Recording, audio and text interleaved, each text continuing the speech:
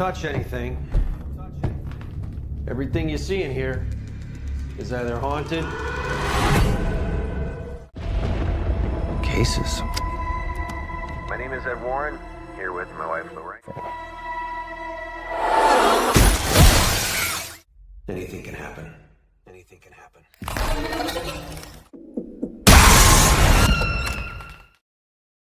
Halo guys, penduduk bumi dimanapun Anda berada. Ketemu lagi dengan saya Mimin Plot X Cinema. Kali ini Mimin akan menemani kalian menyelami sebuah kisah horor yang siap bikin bulu kelek kalian berdiri. Ya, apalagi kalau bukan The Conjuring Last Ride. Kisah Ed dan Lorraine Warren kembali dibuka melalui kasus terakhir mereka dalam The Conjuring Last Ride. Film ini tidak hanya menghadirkan teror baru di rumah keluarga Small, tapi juga merangkai kembali benang merah dari kasus-kasus sebelumnya. Mulai dari kilas balik ke awal tahun 60-an, pemberitaan serangan yang mengingatkan kita pada peristiwa keluarga Perron, hingga kemunculan wajah-wajah lama dari Conjuring 1, 2, dan The Devil Made Me Do It. Bahkan ada isyarat halus terhadap roh pengantin dari Annabelle Comes Home yang membuat semesta horor ini terasa semakin terhubung. Dan tepat di akhir cerita, sebuah cermin tua mengungkap rahasia besar yang seakan menjadi inti dari semua peristiwa. Ini semua menjadi pertanda bahwa apa yang kita lihat selama ini hanyalah permukaan dari kengerian sebenarnya.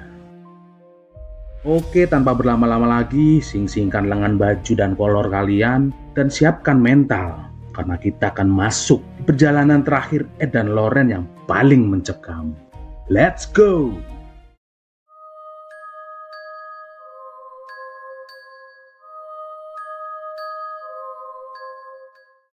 Film dimulai pada tahun 1964. Di dalam rumah yang begitu muram, seorang gadis bernama Victoria menceritakan gangguan-gangguan yang ia alami pada Ed dan Lorraine. Gangguan tersebut membuat ayah Victoria lock dari dunia ini dengan cara yang tragis, hingga membawa kesedihan mendalam pada hatinya. Victoria merasa sering ada keanehan pada suatu ruangan.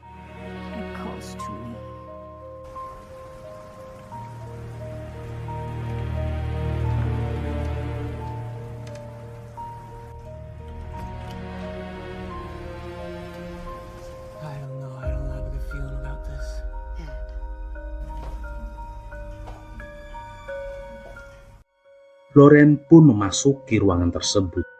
Berada di ruangan gelap yang dipenuhi barang antik, di antara jam dinding yang sudah tidak berdetak, terdengar bisikan nafas panjang memanggil namanya.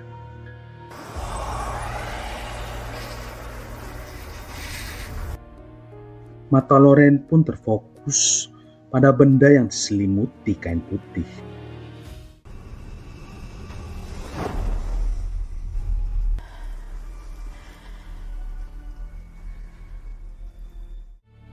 Kini Lorraine merasakan kekuatan supranatural yang begitu gelap di dalam cermin itu. Lalu ia mencoba berkomunikasi dengan makhluk yang bersemayam di dalamnya. Tapi tidak disangka,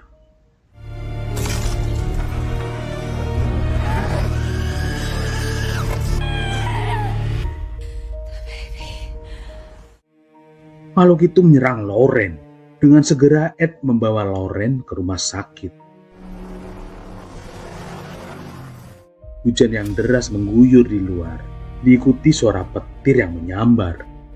Lampu-lampu redup di rumah sakit, menemani mereka yang sedang membawa Lorraine ke ruang persalinan.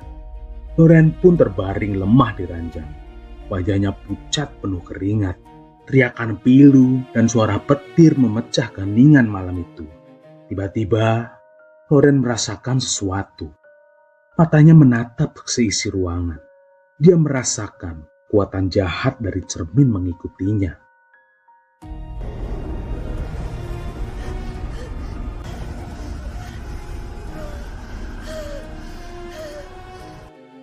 Di tengah ketakutan yang ia alami, lantas Lorraine menggenggam erat tangan Ed yang begitu dingin. Tangannya bergetar, matanya berair. Rasa sakit dan takut menyelimuti Lorraine di atas ranjang. Akhirnya dokter pun berhasil memotong tali pusar si bayi. Namun, tangisan bayi yang ditunggu-tunggu tak pernah terdengar. Keheningan menggantung. Hanya suara hujan dan napas tersengal Loren yang mengisi ruangan itu. Ibu mana yang tidak sedih hatinya ketika buah hati yang baru dilahirkannya tidak bergerak, tidak mengeluarkan suara. Loren menatap kosong penuh kesedihan ke arah bayinya yang terdiam. Tubuh kecilnya pucat dan dingin. Dia sama sekali tidak bergerak. Bibir dan tangan Loren bergetar, mencoba meraih bayinya, dan lalu memeluk bayinya dengan air mata yang memanjiri wajahnya. Namun, dengan doa yang Loren panjatkan, keajaiban pun terjadi. Sang bayi tiba-tiba menangis dengan keras. Berubah kesedihan pada malam itu menjadi haru kebahagiaan bagi seisi ruangan. Please bring her back.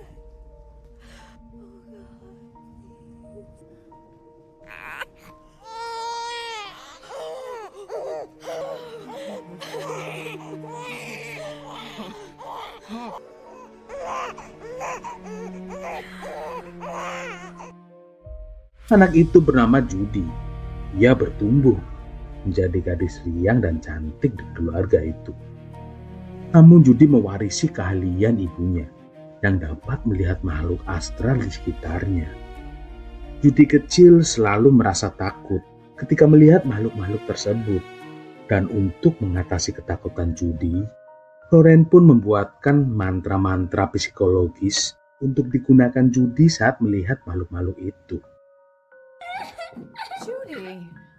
I keep seeing horrible things and they won't go away. Lucy Lockett lost her pocket, only ribbon round it. I love you. I love you too.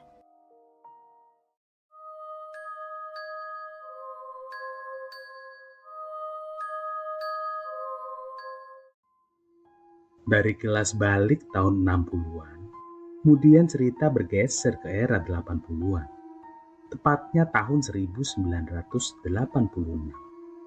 Cerita ini kisah nyata yang pernah terjadi pada keluarga Smurl di Pennsylvania. Berawal dari pindahnya keluarga tersebut ke rumah baru mereka. Keluarga ini terdiri dari Jack dan Janet yang memiliki 4 orang putri, yaitu Dawn, Heather, dan si kembar Karen dan Shannon. Ada juga orang tua Jack yang bernama Mary dan John. Mereka adalah keluarga yang bahagia. Senyum dan tawa selalu menghiasi hari-hari mereka. Tapi kebahagiaan keluarga Smurl tidak akan bertahan lama. Berawal pada hari ulang tahun Heather. Ia mendapatkan hadiah dari sang kakek berupa cermin kuno. Yang mereka tidak tahu bahwa cermin itu dikuasai oleh energi gelap dan jahat. Di meja makan sederhana, keluarga Smurl merayakan ulang tahun Heather. Kue dan lilin kecil menyinari ruangan dapur malam itu. Saat Heather akan meniup lilinnya, keanehan pun terjadi. Hey, what? She blew out my candles. Hey, it's okay. Just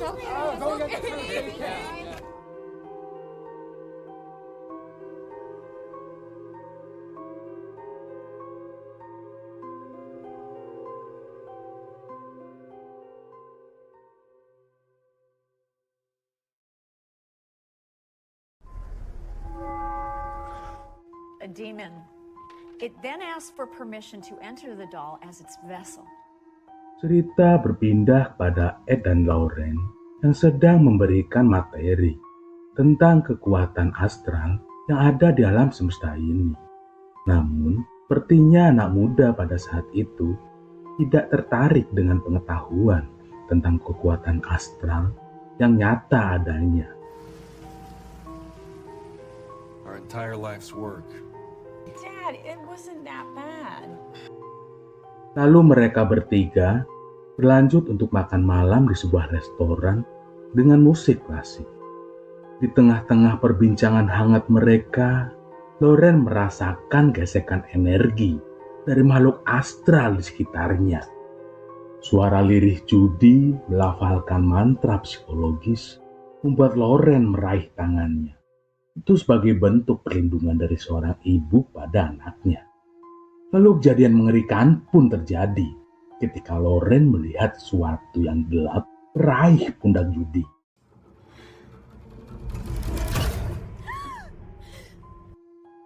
Kejadian itu tak lantas merusak acara makan malam mereka. Di pagi yang dingin dan masih mendung, Janet memulai aktivitasnya dengan mencuci pakaian.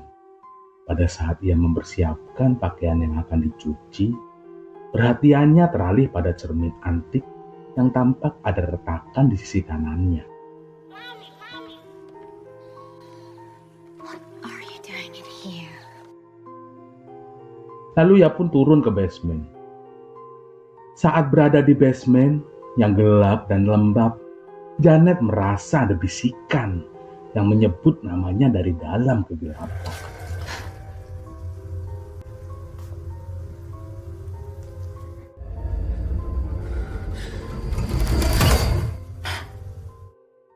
Ternyata itu hanya sebuah lukisan koboi, guys. Lalu ketika Janet sedang asyik telepon dengan temannya, kejadian mengerikan pun kembali terjadi. Girls, stop it. She didn't say that, no? Girls!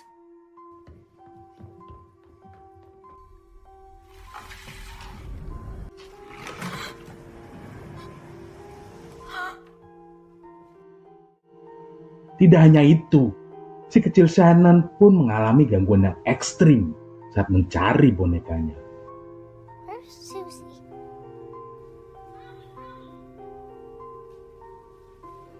Mommy. Gotta get in here, Susie.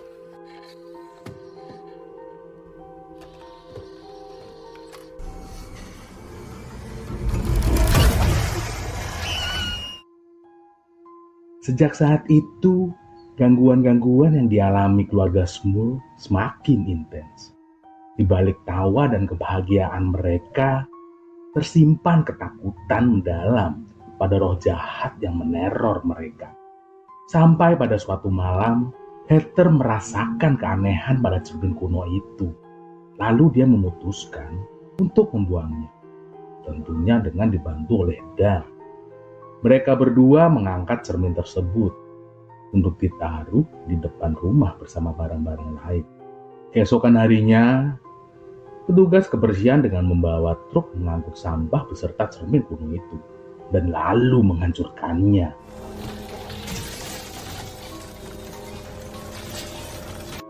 Pada saat bersamaan, kejadian mengerikan pun kembali terjadi.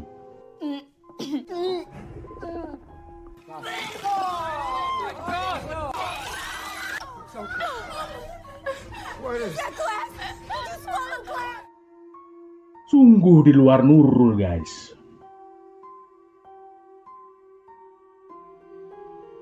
Cerita pun beralih pada keluarga Ed yang sedang merayakan ulang tahun.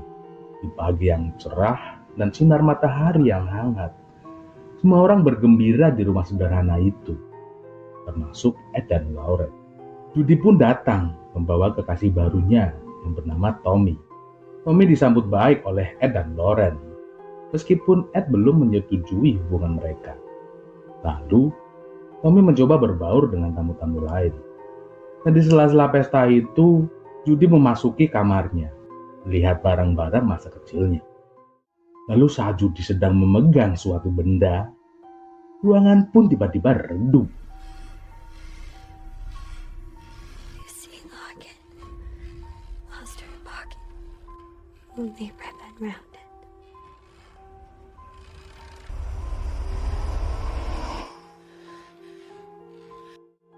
Dan Tommy menemukan Judy di kamar dengan raut wajah ketakutan. Di dalam kamar dengan nuansa Eropa lama yang kental, dia mencoba mencari tahu apa yang terjadi pada Judy. Tapi alangkah kagetnya mereka. Tiba-tiba Lauren masuk. Tony, Ed was looking for you. He's taken some of the guys to the garage. Yeah, sure. Tommy pun melangkah pergi melewati Lauren untuk menemui Ed yang sedang bermain tenis meja bersama teman-temannya. Seperti layaknya ayah yang memiliki seorang putri, Ed secara emosional merasa tersaingi dengan kehadiran kekasih judi. Lalu mereka pun bertanding. Ready? Yeah. You need to hop around a little more? No, I'm good, sir. I'm good. Ready? One more. All right.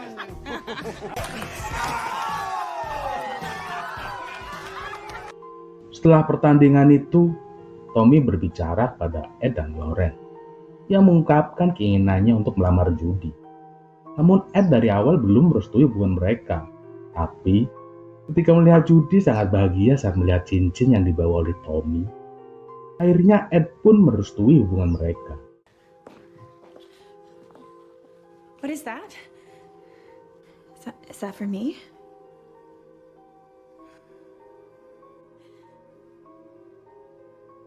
Yes.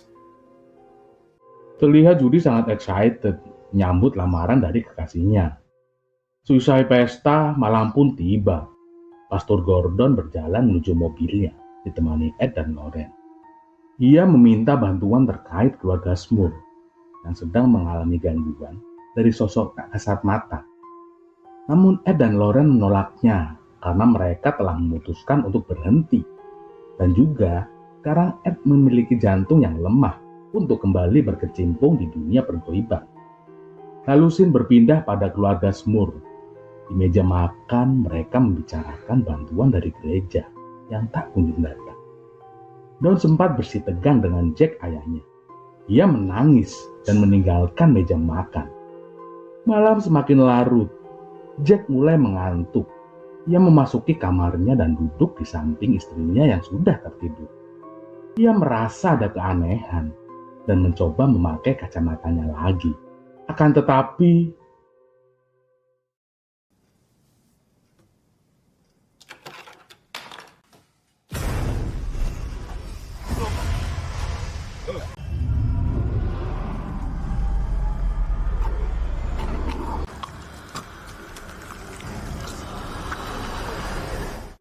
adegan ini mengingatkan kita pada kejadian di keluarga Perron, kasus pertama yang ditangani Warren pada film The Conjuring 2013. Di sisi lain, Heather dengan kegabutannya memutuskan untuk menonton video ulang tahunnya kembali.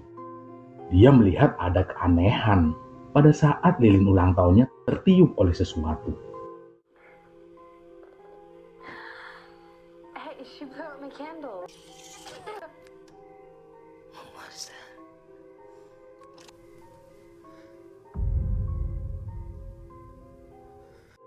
Dalam sekejap, ruangan jadi aneh, dan sesosok pria mengerikan menyerang Heather.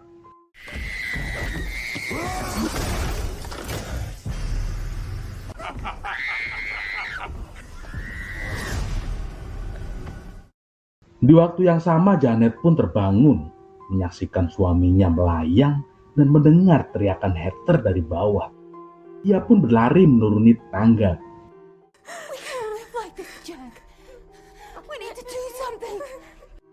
Malam yang sangat mengerikan. Terjadi 2 teror fisik pada keluarga Smur. Keesokan harinya, Jack memutuskan untuk memanggil awak media. Ia menceritakan kisah mengerikan yang mereka alami di dalam rumah tersebut. Dalam sekejap, kabar itu meluas ke penjuru kota, hingga Jack dan Janet diundang pada salah satu acara terkenal. 8 people live in this house. 8 people have experienced this. Di sisi lain, Lauren sedang mengantar Judy untuk fitting gaun pengantinnya. Dan ketika Judy sedang sendirian, lagi-lagi ia mendapatkan teror.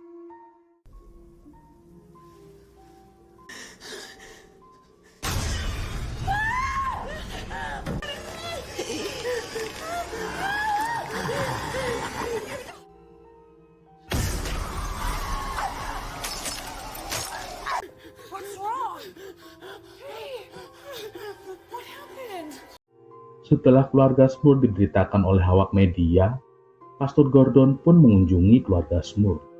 Ia melihat ibu mertua Janet dibawa ambulan karena terluka akibat teror fisik oleh makhluk penunggu cermin. Pastor berniat membersihkan rumah Smur dari makhluk yang selama ini mengganggu. Ia berjalan menapaki lantai kayu yang telah usang itu, sambil memercikan air suci pada jalan yang dilaluinya. Sesampainya di basement yang gelap dan pengap, Pastor mengetahui ada sesuatu yang gelap, jahat, menguasai rumah itu. In the name of the Father, the Son, and the Holy Spirit. Of the Father, the Son, and the Holy Spirit.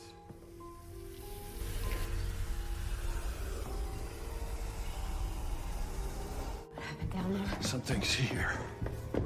You're leaving? Dengan raut wajah yang dikuasai kengerian dan ketakutan, Pastor pergi untuk meminta bantuan ke gereja. Sesampainya di gereja, Pastor Gordon mencoba menemui seorang uskup. Ia pun disuruh untuk menunggu.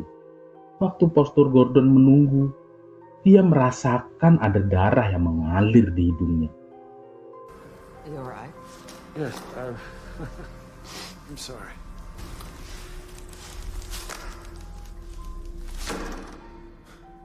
Bersamaan dengan itu, sekretaris uskup pun juga tiba-tiba hilang.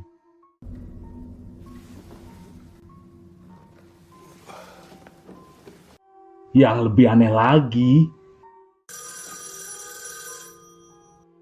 Father Gordon, Judy? you can go now.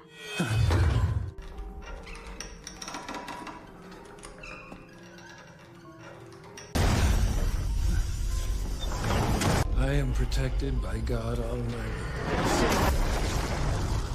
My faith is my armor. God's light.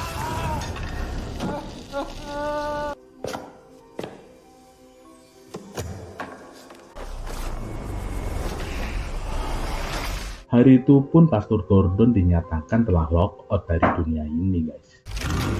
Scene bergeser pada Ed yang sedang bersama Tommy. Setelah Tommy berhasil membantu Ed membereskan motornya, Tommy dibawa ke suatu ruangan yang dipenuhi benda-benda keramat. Ed menceritakan sedikit perjalanannya dengan menyelipkan cerita tentang ia dan Lauren yang hampir kehilangan Judy. Suasana pun menjadi haru. Namun suasana haru tersebut dipecahkan oleh kedatangan Lauren yang membawa kabar duka atas kepergian Pastor Gordon. Acara pemakaman Pastor Gordon pun diselenggarakan. Lauren berpidato dengan penuh kesedihan yang mendalam. Air matanya bercucuran, mengalir deras di pipinya. Di akhir acara, tiba-tiba Judy menyentuh peti Pastor Gordon. Raut wajah Judy berubah seketika. Sepertinya Judy mendapatkan petunjuk atas tragedi itu.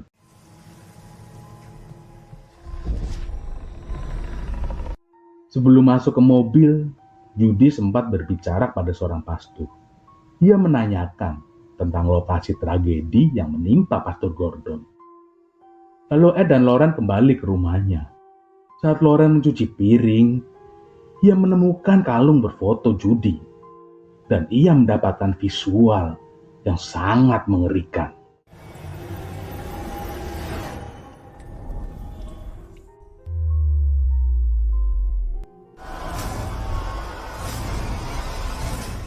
Tiba-tiba terdengar ketukan dari arah pintu depan. Where is she? Lalu mereka bertiga menuju Pennsylvania untuk menjemput Judy. Sesampainya di lokasi, Ed terkejut saat melihat awak media dan polisi berada di depan rumah Smur. Sorry, excuse us. Mr. Gordon, will you be performing an exorcism today?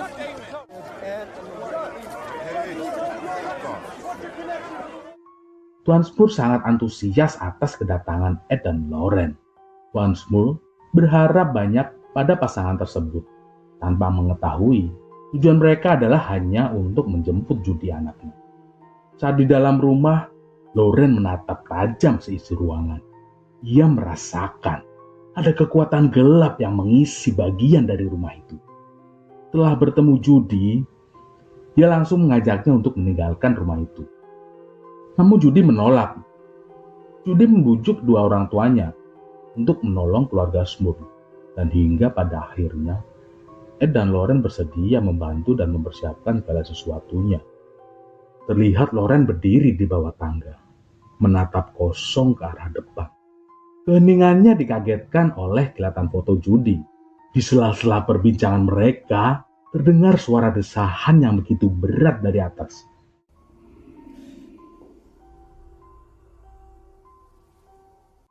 Lalu Lauren pun naik ke lantai 2. Di saat yang sama, boneka milik Karin merangkak mendekati Judy.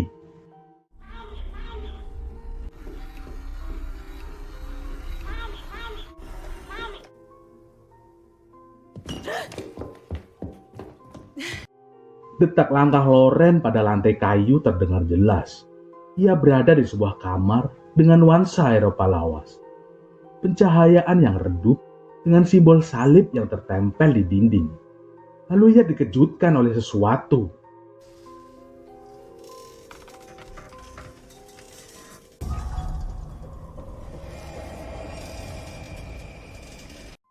Dan ia melanjutkan investigasinya ke ruangan basement. Lalu Lauren mendapatkan penglihatan kejadian masa lalu yang mengerikan di rumah itu.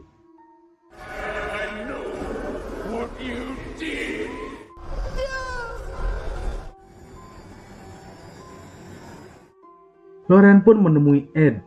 Ia menceritakan penglihatan yang ia dapat. Lauren berkata, ada 3 roh jahat di rumah ini, dan ada satu kekuatan besar di baliknya yang mengendalikan roh-roh itu. Tapi satu entitas ini tidak terlihat. Dan Ed membalas pernyataan Lauren. Tapi apa yang dia tunggu? Ini sudah berlangsung berbulan-bulan. Mendengar pernyataan Ed, Lauren kebingungan. Entah apa yang sedang terjadi di rumah itu.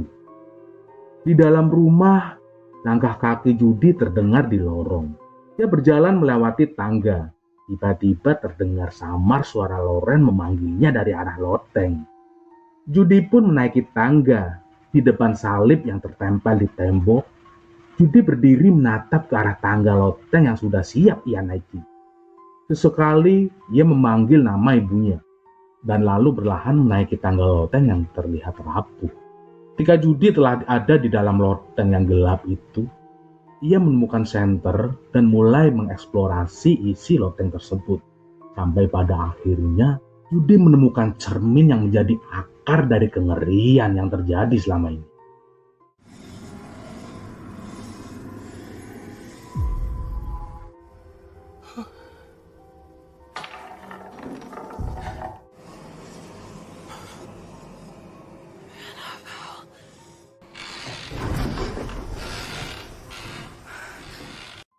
Suasana pun menjadi mencekam.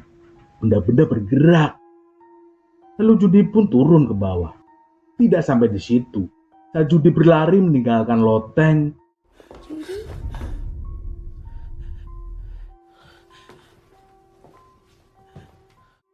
ia memasuki kamar dengan senter yang masih ada di tangannya. Sungguh sangat tidak diduga. Judy menemukan sesuatu yang tidak pernah ia bayangkan.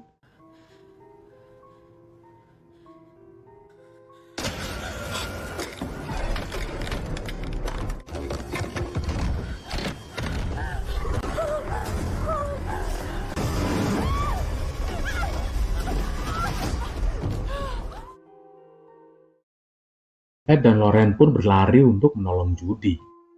Lalu Judy mengatakan bahwa ada sesuatu yang aneh di kegelapan loteng. I can't be. Right.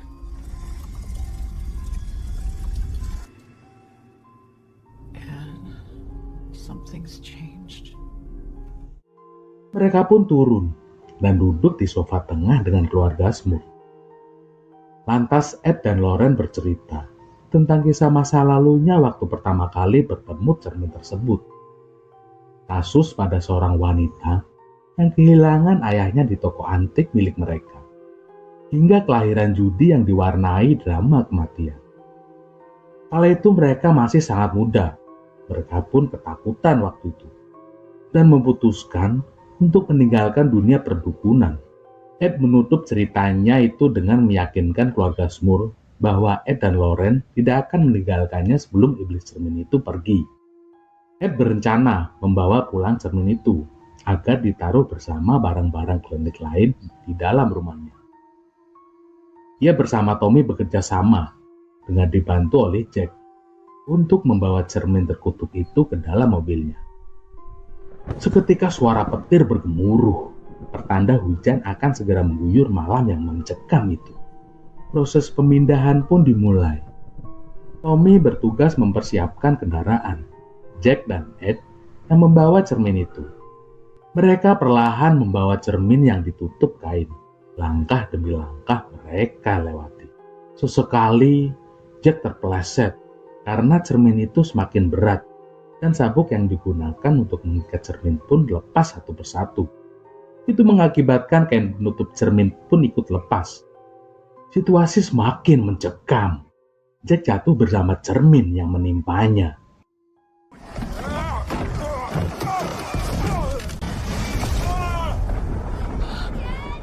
Gangguan pun dialami oleh Tommy. Mobil yang dikendarainya mengalami insiden karena dihadang oleh iblis penunggu cermin.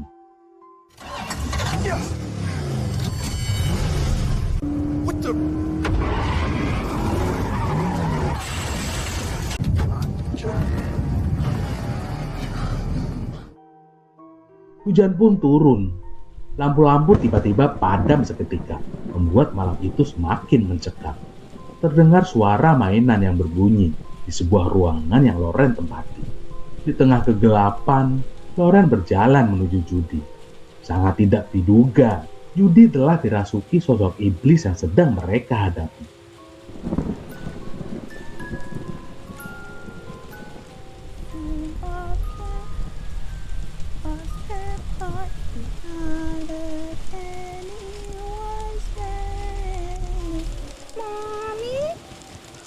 We've been waiting.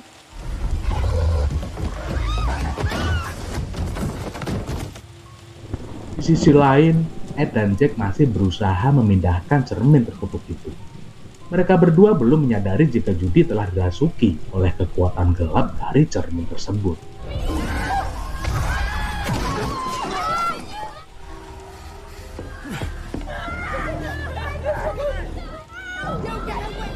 Judy!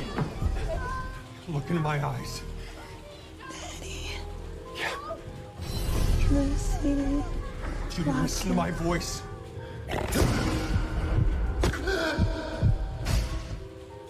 Di sisi lain, Lauren bertemu sosok pria tua yang membawa kapak. Sosok itu mengejar Lauren. Nafas Lauren terengah-engah. Raut wajah ketakutan Lauren menghiasi basement pada malam itu.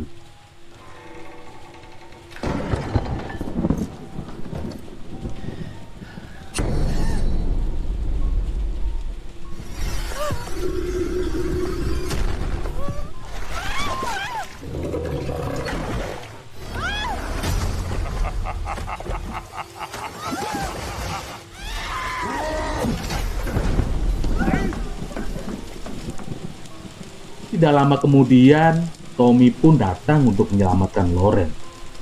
Lalu mereka berlari di tengah kegelapan untuk menemui Ed. Dan mereka bertiga menuju ke atas untuk menyelamatkan Judy.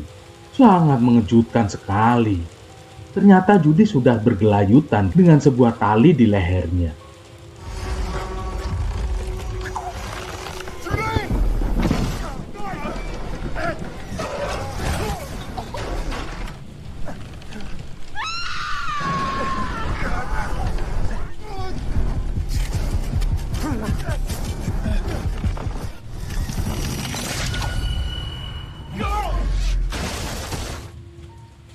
Teriakan tangis Lauren mengisi ruangan tersebut, dan Ed masih memberi pertolongan pertama dengan memompa dada Judy menggunakan kedua tangannya. Mereka terus berusaha menyelamatkan Judy, namun iblis cermin masih terus memberikan perlawanan.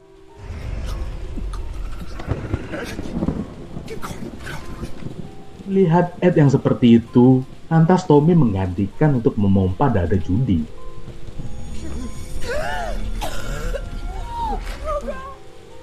Melihat kebangkitan Judy, iblis pun murka. cermin berputar sangat cepat.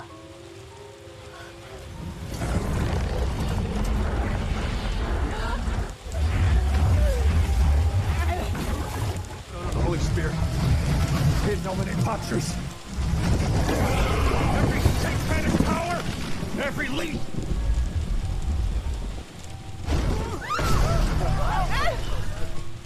Namun usahanya tidak benar-benar berhasil. Cermin terkutuk itu hanya berhenti sebentar, dan lalu menyerang Tommy yang masih berbaring di lantai. Di tengah-tengah pertempuran itu tiba-tiba Judy mengingat sesuatu di masa lalunya. Lantas mereka menyatukan kekuatan, keyakinan, dan cinta kasih untuk mengalahkan kekuatan jahat yang menguasai cermin tersebut. They won't go away.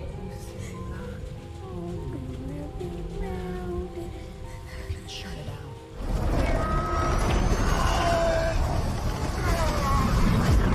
Don't look away.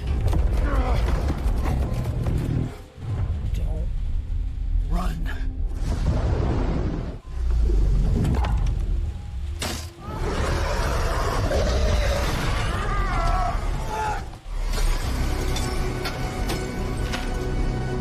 Not there. Malam itu menjadi sunyi. Cahaya mulai menerangi hati mereka yang pilu. Semua terluka, tapi luka itu tidak bisa menghentikan mereka untuk mengalahkan kekuatan jahat di cermin itu. Keesokan harinya, semua orang tersenyum karena hari-hari yang mengerikan sudah terlewati. Keluarga Warren pun meninggalkan Pennsylvania dengan membawa cermin itu. Tidak lama dari peristiwa yang mengguncang Pennsylvania itu, ada kegembiraan di sebuah gereja. Senyum terpasang di setiap wajah mereka. Lampu gereja yang meneteskan cahaya keemasan menghiasi setiap sudut ruangan itu.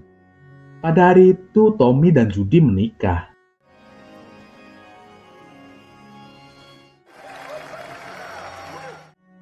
Malam harinya mereka berdansa.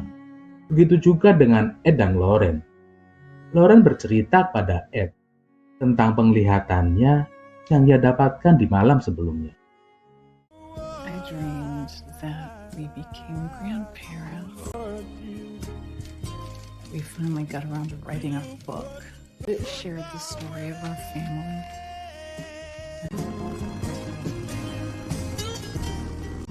Even when the only thing we could do was talk to them on the phone. And Judy and Tony were visiting us with their kids. And comfort for all of my days. Just about right.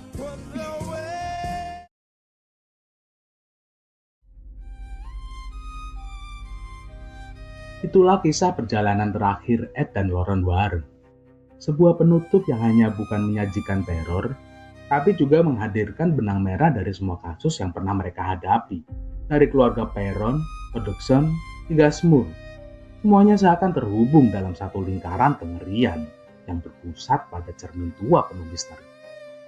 Di dalam film ini ada pelajaran berharga yang bisa kita ambil, bahwa keteguhan hati, keyakinan, dan keberanian menghadapi ketakutan adalah senjata utama melawan kegelapan.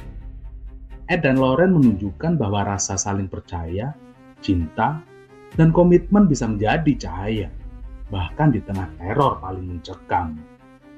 Jadi setelah menonton kisah ini, mungkin kita bisa bertanya pada diri sendiri, apa yang akan kita lakukan jika suatu hari nanti harus berhadapan dengan ketakutan terbesar kita? Terima kasih sudah menonton di channel Plot X Cinema. Jangan lupa tinggalkan komentar, like, dan subscribe supaya kalian tidak ketinggalan alur cerita film berikutnya. Saya pamit undur diri dan sampai jumpa di film-film menarik selanjutnya. Bye-bye guys.